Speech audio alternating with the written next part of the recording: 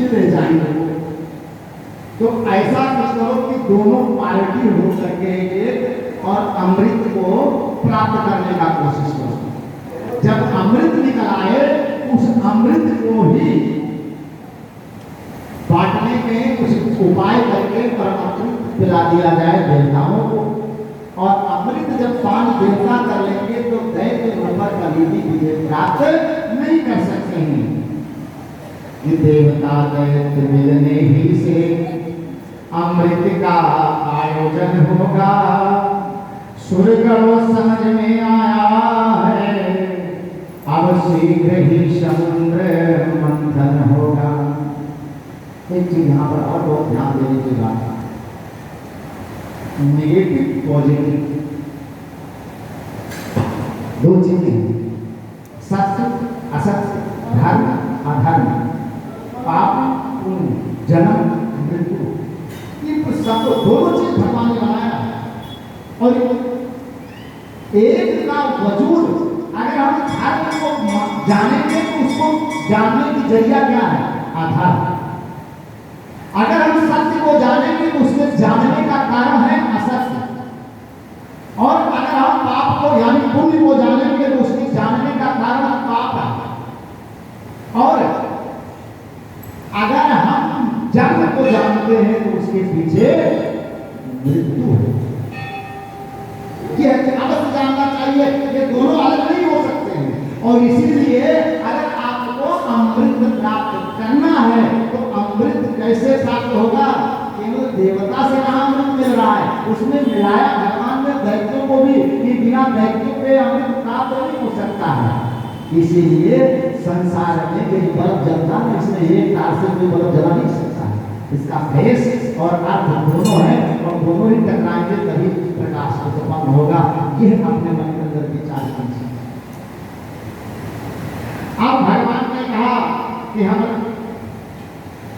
हम लाख उपाय करके उस निभ सिंधु से निकालेंगे। भगवान से कहा देवता महाराज जैसे सिंधु से अमृत निकलेगा देवता लोग छीनने जाएंगे। भगवान ने कहा उसको भी पहले तो जब देवताओं के अंदर सबसे पहले वो बड़ी भूल तक देखने के बाद में कहते ये एक समस्या आ जाएगी।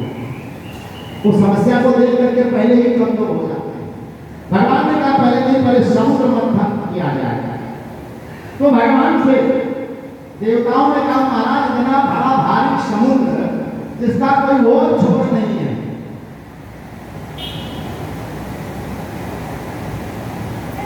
समुद्र क्या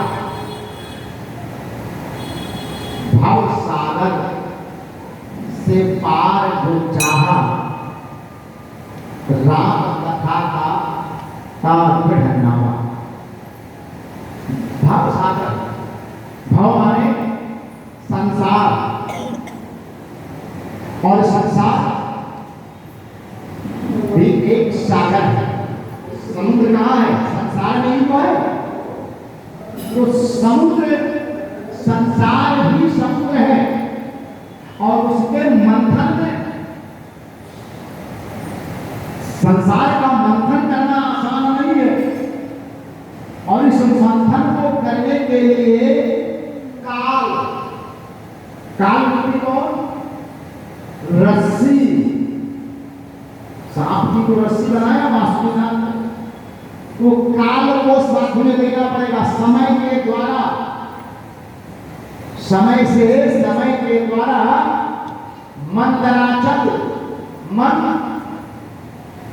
क्या मन पहले अचल, मन की अचलता के साथ समय के द्वारा अगर मंथन किया जाए मन को स्थिर करके, तो मन को स्थिर करके जिसका मंथन करोगे तो अमृत एक ना एक दिन इसके अंदर से अवश्य निकलेगा। यही है सबसे का भगवान ने उपाय बताया कि देखो हम बताते हैं कैसे संसार मंथन होगा। मंदराचल पर्वत को ले आओ। मंदराचल पर्वत महाराज आएंगे समुद्र में डालेंगे तो डूब नहीं जाएगा। तो भगवान ने कहा ये अवतार और ले लूंगा।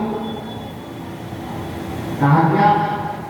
करके मैं बीज लगा दूंगा। तो भगवान ने कच्छप का अवतार लिया और पीठ नीचे लगा दिया और मंदराचल पर्वत को अपने पीठ पर रख दिया। मत्स्य कूर्म 12। अब यहाँ पर मंदराचल को क्या नाम महाराज? रस्सी। तो कहा रस्सी के लिए वासुकी नाग के पास जाओ, नाग देवता को मनाओ, नाग देवता मान गए तो आगे वासुकी महाराज। अब वासुकी महाराज जब आ गए तो भगवान ने कहा देखो भाई, देवताओं से कहा तुम लोग पूछ की तरफ रहना। तो देवता ने कहा महाराज जिधर मैं जाऊंगा तो तुम लोग उधर ही दौड़े। तो जैसे मैं पूछ पकड़ूंगा तैसे वो पूछ की तरफ जाएंगे तो मुझे मजबूरी में फन की तरफ आना है। एक में पढ़ रहा था सरदार वल्लभ भाई पटेल का, हमारे जो बहुत जाने माने नेता हुए हैं, तो जब हमारे देश का बंटवारा हुआ तो बंटवारे में जितना उसका मुख्य सूत्र कहा था, मुख की तरफ खड़े हुए, पूछ की तरफ देखा। समुद्र मंथन हुआ तो जब रगड़ बचा तो जो मुख से विष निकलता था बाकी से, तो आधे दैत्य तो वैसे भस्म हो गए कि जहर के द्वारा मंथन हुआ। सबसे पहले निकला विष। देखिए संसार का नियम है, जब संसार में आप इसमें मंथन करोगे तो सबसे पहले विष भी आता है। अब विष निकला और कुल 14 निकले। श्री मणि ब्रह्मा भारवे अनिल संत गजराज और धनवंतरि धनुधेर तब विश्व चंद्र और बाज। ये 14 समुद्र मंथन से निकले। श्री सबसे पहले नारायण पहुंच गए। आइए पानी ग्रहण किया, चलिए हमारे साथ। मणि भगवान ने दे दिया। देखो जितने अच्छे चीज थे तो नेता को तो मिलता है, नेता थे भगवान, और जो अच्छा निकले वो हमारे तरफ थे। श्री मणि रंभा इंद्र ने दिया। बावरी बावरी को आप लोग जानते क्या कहा जाता है। और अन्य संख्य गजराज धनवंतरि अमृत का कलश लेकर के जगत में, और जैसे अमृत कलश प्रकट हुआ देवता दैत्य तो अब दैत्य के सामने देवता क्या कर सकते? छीन करके कलश दैत्य को लेते, जो हमारा काम हो गया। अब देवता लोग समझे भगवान इतना मेहनत करके मैंने यह मंथन किया और सब कुछ मेहनत बेकार हो गया, क्योंकि दैत्य लोग और कलश लेकर के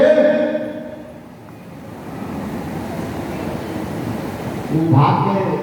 अब हमको अभी कौन पिलाएगा? भगवान से प्रार्थना करने लगे कि तेरे चौखट में ऐ श्याम प्यारे